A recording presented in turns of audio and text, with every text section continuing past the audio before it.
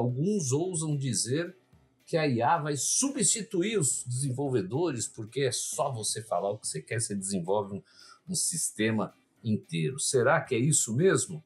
Mas tem, porque a barreira de entrada, né, o vibe coding, ele sacramenta essa coisa que é a nova linguagem de programação. Para aquele que revisa ou aquele que não revisa o código que a IA gera, a nova linguagem de programação é a linguagem natural. A gente não pode negligenciar essa segurança em prol da velocidade, né? Então, se um prompt hoje ele é vago, né, uma IA ela pode entregar um código que é até funcional, mas que ele pode apresentar ali uma insegurança porque ele se baseou em algum padrão de treinamento defasado, enfim.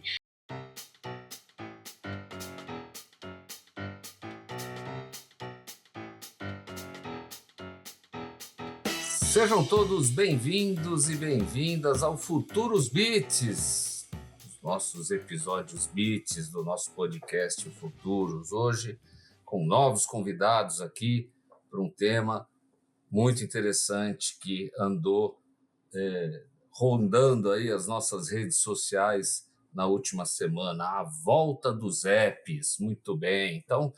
Antes de mais nada, apresentar quem vão ser os nossos componentes aqui da nossa mesa hoje. Lívia Dias, gerente de produto Venturos. Boa tarde, Lívia.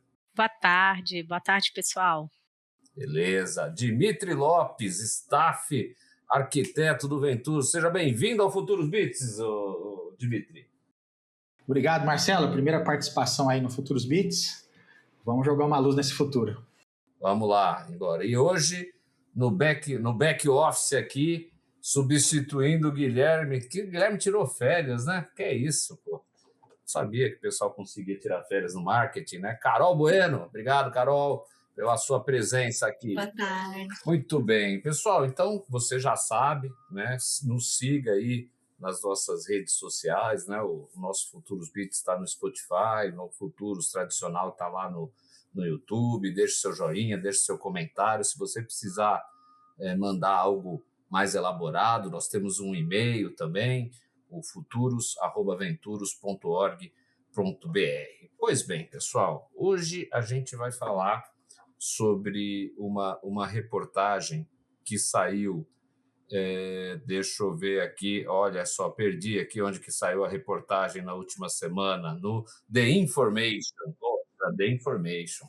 estava escondido aqui. E o tema que eles fizeram essa reportagem foi muito interessante. No último trimestre, tivemos um aumento de 84% de apps a mais aí na App Store, na Apple Store. Então, por quê? Porque o pessoal está gerando muito app através da IA. E esse é um tema que está muito em alta em empresas que desenvolvem tecnologia. O Venturos desenvolve tecnologia, isso é um tema sempre na nossa mesa aqui. O Dimitri é um dos caras que mais puxa esse assunto dentro do Venturos, né, para a organização como um todo. A Lívia, dentro dos nossos produtos de desenvolvimento, também vem aplicando esses testes com essas metodologias, e a gente vai falar um pouco sobre isso hoje. Então, o Vibe Code, gente, nada mais é do que uma nova prática de criar software com IA, né? Com pouco ou nenhuma intervenção. Então, como que ele funciona? Você vai lá no prompt e fala: quero um código em Python de um bubble sort. Né? Bubble sort, para quem fazia faculdade de computação, fazia parte aí do... Né? Você, teoricamente, você não sabe programar, você não sabe bubble sort, quick sort, todas essas partes de ordenação de estrutura de dados e tudo mais.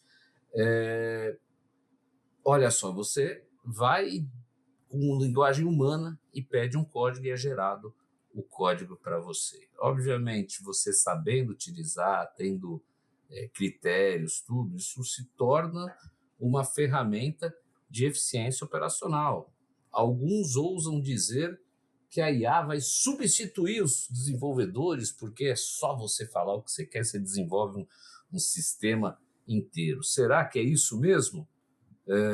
Não sabemos, mas o que está acontecendo é o seguinte: para se defender, a Apple tem feito uma faxina na sua loja de apps, e aplicando uma nova regra, né, contra apps que só têm uma capa de IA e não uma funcionalidade única. E aí a pergunta que fica, que a gente vai começar aí o nosso episódio hoje, é justamente isso. Será a volta dos aplicativos?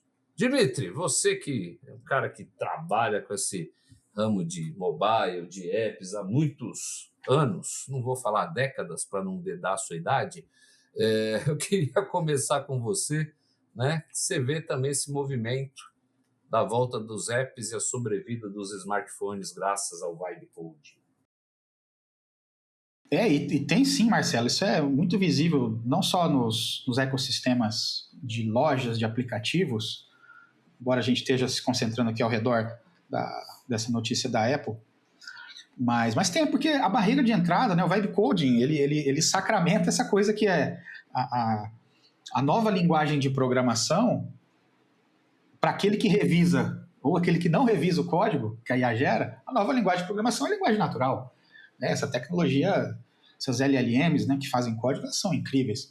Então, o que a gente tem é uma barreira de entrada, né, para que pessoas com intenção de negócio, a barreira de entrada para que essas pessoas coloquem soluções concretas na mão de usuários, ela se dissolveu, ela desapareceu. Então a gente vai encontrar isso em muitos ecossistemas. A gente pode até olhar, vou voltar já para a questão, né, da volta dos apps, mas internamente no Venturus, uma das coisas que hoje, muito bacana, a gente está usando é um esquema para APIs de LLM privadas para a gente poder codificar do lado de dentro. Para a gente poder ter billing, poder ter controle, também dá para os desenvolvedores um potencial maior, que extrapola as licenças limitadas das ferramentas. Né? Então a gente oferece API. E essa sistemática foi feita em Vibe Coding. Né? E a gente fez uma revisão crítica, evidentemente, mas até no nível necessário, né? Porque algo é mais de leitura, né? Não é algo que tinha muitas operações críticas, então a gente fez a revisão necessária. Mas isso mostra o quê? Que o cara que tem intenção de negócio, ele está mais próximo de colocar algo concreto para uso. E o que a gente tem, né, no final das contas? Apps são as coisas mais próximas de se fazer negócio que existem, porque nós estamos aí 8 bilhões e meio de usuários, talvez mais, talvez menos que isso. É o público potencial de todo mundo que pode fazer um aplicativo, colocar em qualquer loja e alcançar essas necessidades. Né? Então, volta dos apps, eu acho que com certeza, eu não me lembro quais foram os eventos que antecederam a primeira explosão dos apps. Eu acredito que, evidentemente, o surgimento dos smartphones, né, mas depois uma campanha muito forte das lojas, né, dos ecossistemas, né, em trazer facilidade para desenvolvedores colocarem coisas no mercado. E agora a gente tem uma outra escala de facilidade, que nós estamos falando, democratizando a capacidade das pessoas criarem soluções. Mas com grandes poderes vem grandes responsabilidades, né? Então, como todo mundo consegue, nem todo mundo faz bem ou tem uma boa intenção de negócio. Olívia, pode completar. Você ia falar um negócio, eu ia fazer uma pergunta, mas já que você já ia falar, pode mandar bala. Eu quero entrar um pouquinho, né, nessa questão das vulnerabilidades, né? Então, quando a gente fala de Vibe Coding, assim, do ponto de vista assim, de produto, o pessoal tem trazido uns alertas bem importantes nesse sentido. Eu vi uma outra pesquisa de uma empresa chamada WIZ, que indica que 20% das soluções desenvolvidas com Vibe Coding têm vulnerabilidades críticas. Então, como por exemplo, a exposição de chaves de API, as falhas de comunicação. Então, assim, pensando nesse contexto, no meu lugar de fala aqui de gerente de produtos, a gente não pode negligenciar essa segurança em prol da velocidade, né? Então, se um prompt hoje ele é vago, né, uma IA ela pode entregar um código que é até funcional, mas que ele pode apresentar ali uma insegurança porque ele se baseou em algum padrão de treinamento defasado, enfim. Eu acho que o fundamental aqui, até trazendo aqui para a mesa essa discussão, é que a gente direcione, né, esse desenvolvimento para seguir alguns padrões, né, até mesmo para que um produto que vai ser lançado muito rápido, um aplicativo que vai ser lançado muito rápido, não gere um vazamento de dados, talvez amanhã, né? Então, eu acho que esse uso do Vibe Coding, né, que a IA acelera a escrita, mas que tem também um olhar para esse controle de arquitetura, de configuração de ambientes, para que a solução seja mais sustentável. Então, trazer esse ponto aí de desconforto, porque eu acho que é algo que está voltando bastante, né? Até talvez um dos principais motivos da Apple Store ter feito essa grande limpa, né, de aplicativos que estão sendo lançados de maneira muito volumosa aí na Store. Só fazendo um complemento aqui, o Dimitri trouxe uma provocação interessante, trazendo dados, tá? A União Internacional de Telecomunicações afirma que cerca de 26,4% da população mundial ainda é desconectada, tá?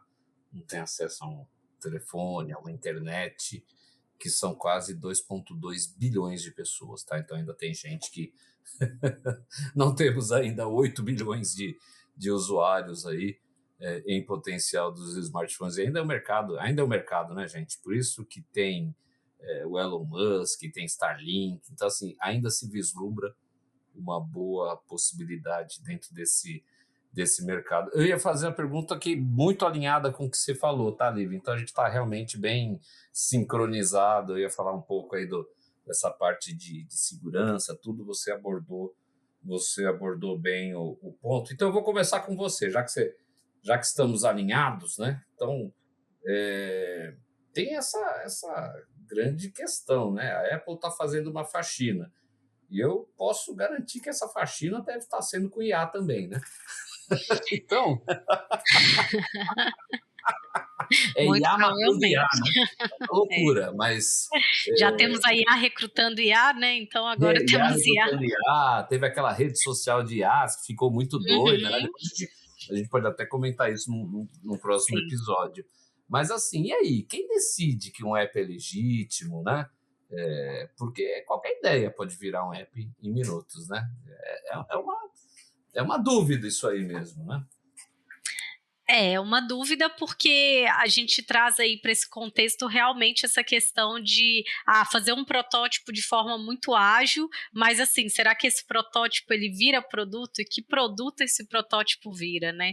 Então eu sei que a gente já tem aí diversas ferramentas, né, para isso, mas eu fico pensando assim, quem vai suportar esse código nos próximos meses, né? Então lançar um aplicativo, lançar uma solução interessante, mas como que isso vai ser sustentável, né? A gente está com um desafio aqui no Ventures de sempre, né? O Dimitri está bem à frente disso, de estimular os desenvolvedores a usar cada vez mais IA para desenvolver, né? Acelerar a escrita, mas do outro lado a gente tem uma necessidade cada vez maior de testes mais rigorosos, né?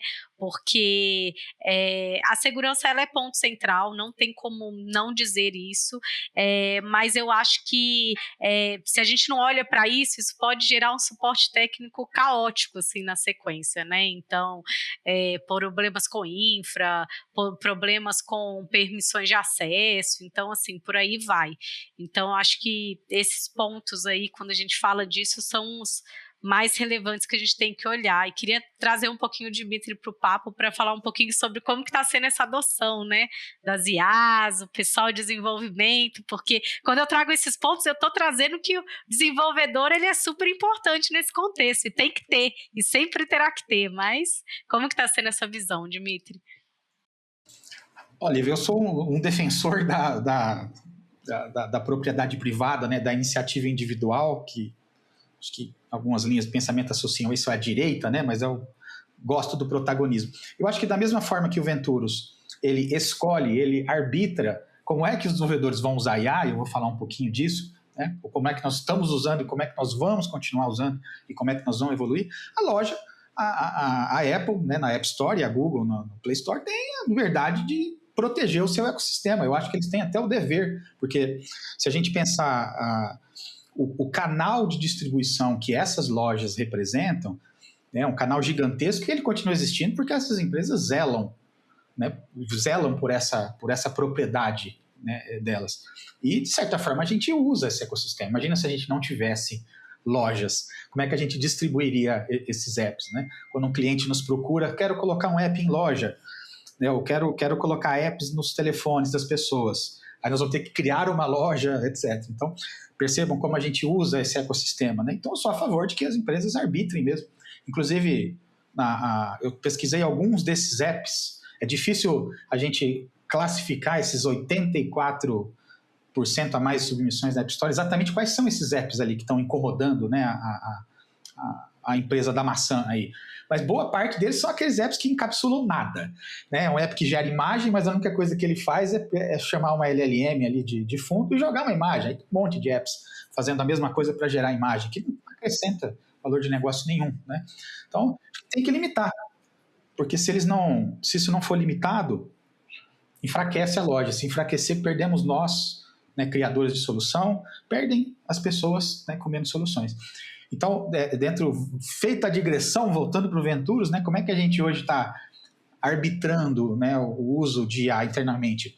Eu entendo que tem tantas dimensões disso, né, gente? Eu estudo há tanto tempo e acho tão fascinante. Eu enxergo que a codificação com IA, ela é um espectro. Ela vai desde o vibe coding purinho até uma engenharia pesada. No vibe coding purinho, a pessoa escreve em linguagem natural, isso que o Marcelo disse muito bem na abertura, ele escreve em português, em inglês, na linguagem que ele quiser, e o que é produzido é um código, e a única coisa que ele vê é o funcionamento, a interface, né? Isso é possível, isso resolve problemas até dentro de empresas. Às vezes a gente precisa chegar um pouco mais na engenharia, então a gente vai precisar de um trabalho de revisão, fluxos, né, de engenharia que vão de especificação, design, codificação, teste, revisão, endurecimento de testes, criação de dados sintéticos para testar casos de borda. Então, a gente vai mais fundo conforme a necessidade. Se a gente vai fazer um sistema simples, que entrega rápido, né, uma solução para um usuário dentro de uma empresa ou para um cliente nosso, não há necessidade da engenharia pesada. Para que fazer? É desperdício, né?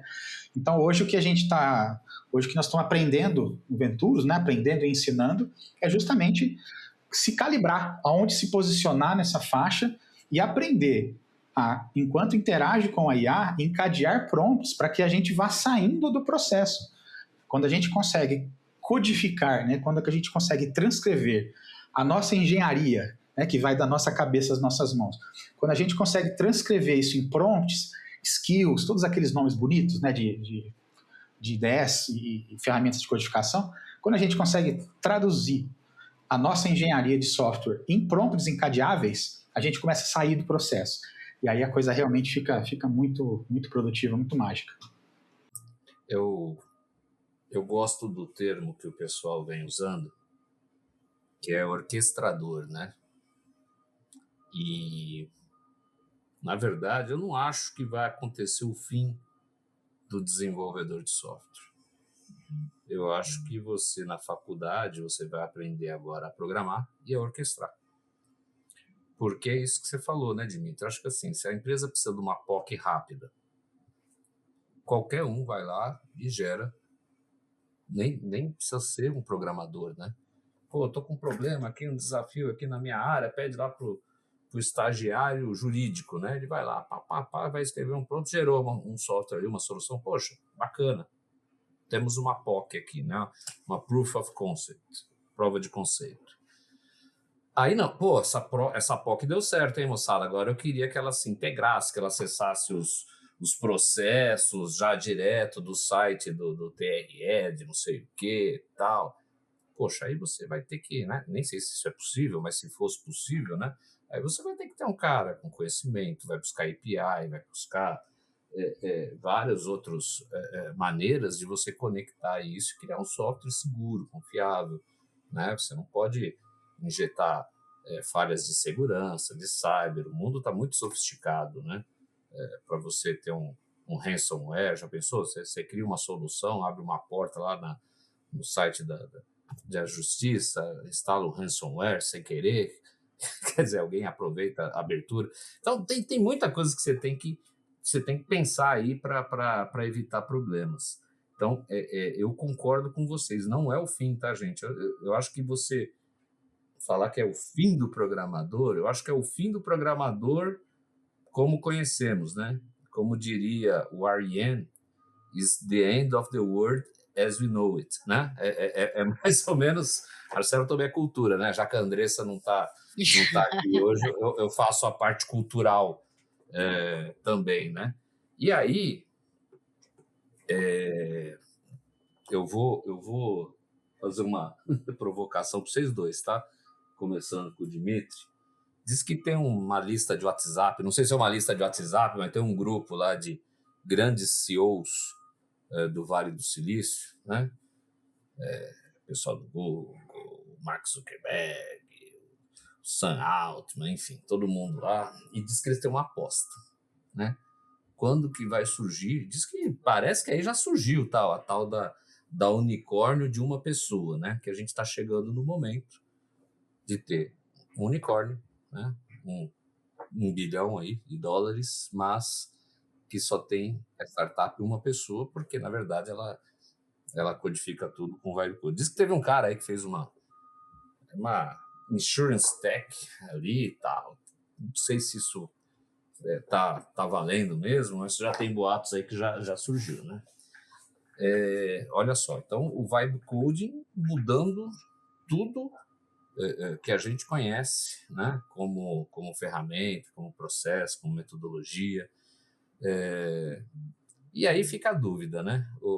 Começar com o Dimitri. Ele cria um novo mercado ou ele só barateia o que existia, né?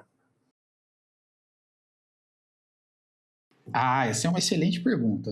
Eu acho que as duas coisas, né, Marcelo? Tem um fenômeno que eu lembro de você ter comentado no Summit de 2024 que nós gravamos, que quando algum salto de eficiência acontece em qualquer indústria, aí se não me engano deu o exemplo da indústria do carvão, quando o preço cai da commodity ou do produto,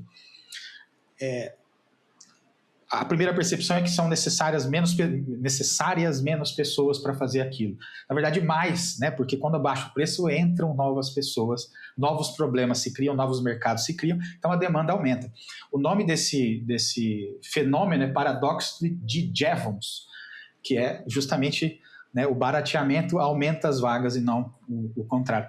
E no blog que chama The Patch, daquele Andrew Ng, o Andrew Ng, ele comentou na semana, há 2 sextas-feiras, que o novo gargalo não é mais a codificação, o gargalo agora é a definição de negócios. Então, ele já fala de que times ideais são times que têm a proporção de 1:1 entre produto, uma pessoa de produto, um desenvolvedor. Porque a parte mais difícil do processo é justamente a tradução do problema ou necessidade de negócio, né, numa intenção, né, de produto concreto. Então, talvez essa realidade mostre isso, né?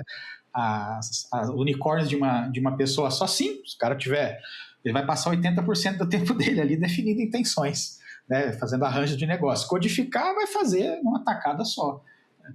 E isso provavelmente abre espaço para muito mais gente criar soluções em coisas que até hoje não tinham soluções. Como esses 2 bilhões de pessoas desconectadas, né? Que tanta gente quer conectar, ou tantas soluções podia se criar, mas a barreira, né, da programação é uma barreira muito, muito, muito intensa, íngreme. Né? Então, eu acredito que problemas que não eram resolvidos antes passam a ser resolvidos. Tá mais barato fazer, né? Mas além desses problemas de segurança, coisas que a Lívia mencionou, né? Vamos ter que ter cuidado com isso, mas eu vejo um potencial enorme, eu sou um otimista. Né? Então... Ótimo, eu também sou. E você, Lívia, o que você acha? Eu sou bem otimista. Eu acho que a inteligência artificial ela vem para modificar os processos, trazer mais inteligência humana, né, como protagonista. Então, assim, eu acho que é um pouco nessa linha aí que o Dimitri trouxe, muito mais uma ampliação de oportunidades, uma ampliação de possibilidades de negócio. né? E de atender públicos que hoje estão desatendidos a partir da evolução tecnológica, né? Eu sou bem otimista, eu tendo a achar que a evolução da tecnologia vai promover mais oportunidades e acessos, né? Que seja assim, né? Meu povo, Vibe Coding, né? Então, 2026, mais uma expressão aí para a gente se preocupar, né? Ou se inteirar, mas realmente nós que vivemos esse mundo da tecnologia, a gente está vendo grandes avanços com uma ferramenta assim, olha, que muda o jogo. Eu lembro, não parece, mas eu sou um pouco antigo, né? Eu lembro quando começou a questão do metodologias ágeis, né? Pô, eu estudei engenharia de software com Roger Pressman, né? Engenharia clássica aplicada ao desenvolvimento de software, processo cascata, aí veio aquela metodologia ágil, mudou tudo. A gente viu Squad, a gente viu tantas coisas.